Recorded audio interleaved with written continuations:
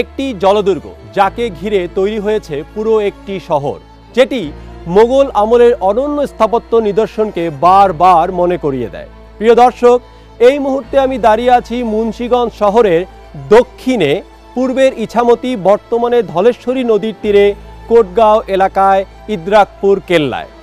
কেন বানানো হয়েছিল এই দুর্গটি, এর ঐতিহাসিক গুরুত্ব বা প্রেক্ষাপট কতটুকু? ৩৬৫ বছরের পুরনো ইতিহাস ও ঐতিহ্যকে ধারণ করে টিকে থাকা এই ঐতিহ্যবাহী কেল্লা নিয়েই আমাদের আজকের পর্ব।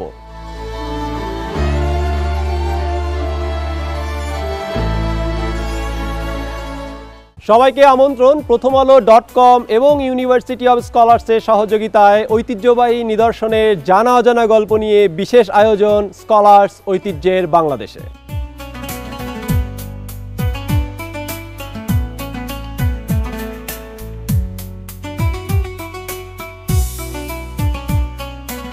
এই ইদ্রাকপুর দুর্গ নিয়ে পর্বটি অবশ্যই মনোযোগ দিয়ে দেখবেন, কারণ এই পর্বের শেষে রয়েছে একটি ছোট্ট ও সহজ কুইজ।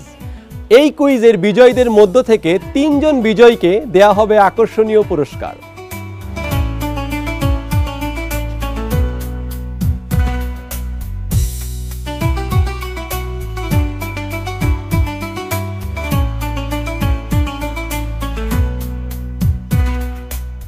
ইতিহাস মতে সপ্তদশ শতাব্দীর মধ্যভাগে বাংলার নবাব আওরঙ্গজেবের আমলে এই দুর্গটি নির্মিত হয়। তার রাজত্বকালে বাংলার সুবেদার মীর জুমলা এই দুর্গটি নির্মাণ করেন। উদ্দেশ্য ছিল সুবে বাংলার রাজধানী ঢাকাকে সুরক্ষা এবং প্রধান নদীপথগুলোতে মগ, পর্তুগিজ ও হারমাদ জলদস্যুদের গতিবিধি লক্ষ্য রাখা।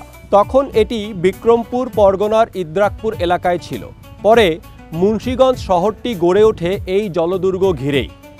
বহু উচ্চ প্রাচীর বেষ্টিত এই গোলাকার দুর্গটি এলাকায় এসডিও কুঠি হিসেবে পরিচিত।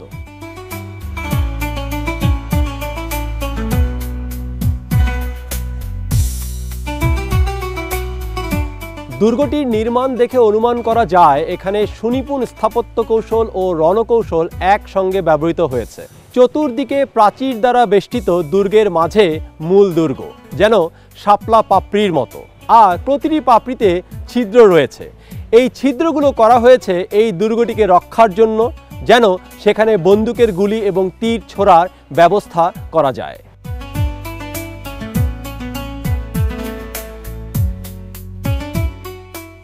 এর সিঁড়ি দিয়ে মূল দুর্গের চূড়ায় উঠা যায়, যেটি ভূমি থেকে ২০ ফুট উঁচুতে। দেয়ালের বর্তমান উচ্চতা ৪ থেকে ৫ ফিট। প্রাচীরের দেয়াল ২ থেকে ৩ ফিট পুরু। দুর্গে প্রবেশদ্বারের উত্তর পাশে একটি গুপ্ত পথ ছিল।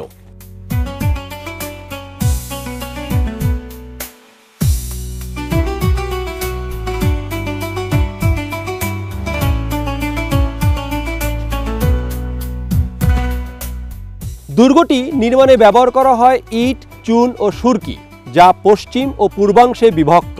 এর দৈর্ঘ্য ২১০ ফিট এবং প্রস্থ ২৪০ ফিট।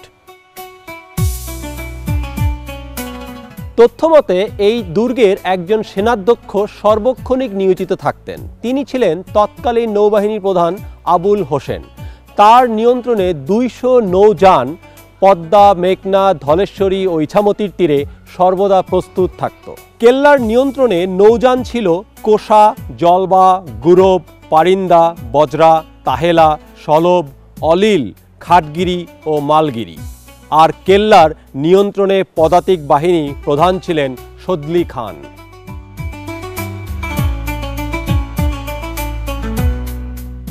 দুর্গের ঠিক মধ্যস্থলে আছে একটি মসজিদ, যা আনুমানিক ৮০ থেকে ৮৫ বছর আগে সংস্কার করা হয়েছিল।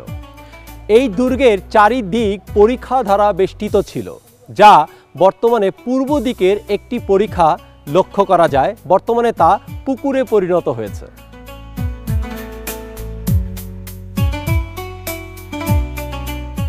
১৯০৯ সালে এটিকে পুরাকীর্তি হিসেবে ঘোষণা করা হয়। প্রত্নতত্ত্ব অধিদপ্তরের প্রচেষ্টায় দুর্গে মোগল সময়কালের নির্মিত প্ল্যাটফর্ম মেঝে এই জিনিসগুলো উন্মোচিত করা হয়। এছাড়া দুর্গটি সংস্কারের সময় ব্রিটিশ আমলে নির্মিত কাঠামোসমূহের মধ্যে মেঝে নির্মাণের বিশেষ কৌশল হিসেবে সারিবদ্ধ কলসের উপর বর্গাকার টালি, ইট বসানো অবস্থায় পাওয়া যায়।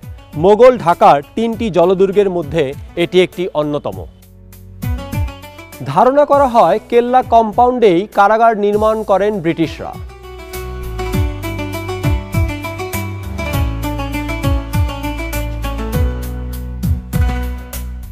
আর এই পরিত্যক্ত কারাগারের ভবনটিকেই পরবর্তীতে জাদুঘর করা হয়েছে। জাদুঘরে স্থান পেয়েছে পোড়ামাটির মৃৎপাত্র, ঢাকনা, পিরিচ, ল্যাম্প, স্ট্যান্ড, কলস ও পাথরের নান্দনিক টুকরো সহ নানা প্রত্নবস্তু।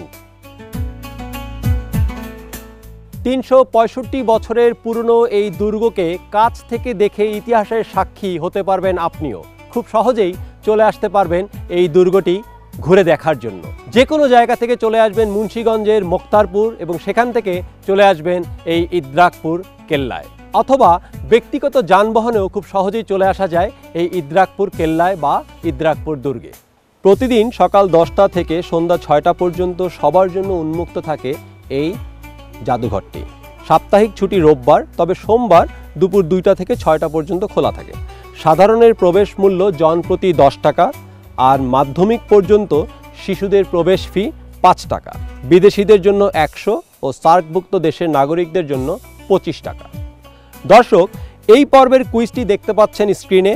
ভিডিওটি প্রকাশের 72 ঘন্টার মধ্যে কমেন্ট বক্সে কুইজের উত্তর দিন। সঠিক উত্তরদাতাদের মধ্য থেকে লটারির মাধ্যমে বিজয়ী 3 জনের জন্য থাকবে আকর্ষণীয় পুরস্কার। প্রতিদিনের মতো আজকেও বেশ কিছু দর্শনার্থী এসছে এই ইদ্রাকপুর দুর্গে। চলুন 2-1জনের সাথে কথা বলে দেখি কি উদ্দেশ্যে তারা এসেছেন এই ইদ্রাকপুর দুর্গে। আসলে আমি এসেছি ঢাকা থেকে, ঘুরতে এসেছি। ইদ্রাকপুর দুর্গটার সম্পর্কে আগেই জেনেছি।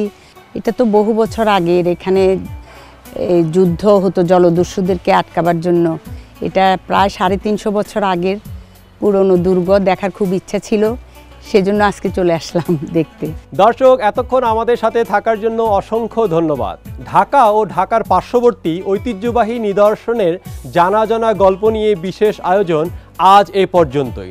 দেখা হবে আগামী নতুন এক পর্বে, নতুন এক বিভাগের নতুন এক ঐতিহ্য নিয়ে। সে পর্যন্ত ভালো থাকবেন, সুস্থ থাকবেন। আল্লাহ হাফেজ।